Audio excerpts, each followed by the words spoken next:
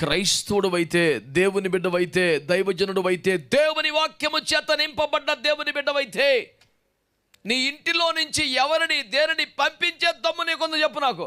రోమాపత్రిక 12:2 చెప్తుంది, మీరు ఈ లోక మర్యాదను అనుసరించొద్దని. ఆమేన్, హల్లెలూయా.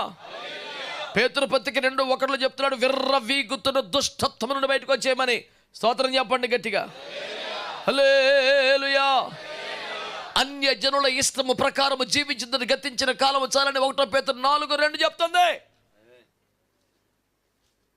మీరు అన్ని జనుల మార్గంలోకి వెళ్ళదని దేవుని వాక్యం మత్తయి సువార్తలో మాట్లాడుతున్నాడు. ఏంటి మన పద్ధతులు? తూర్పు దేశపు జ్ఞానులు అని పేద మాట్లాడుతున్న ప్రభు అన్నాడు.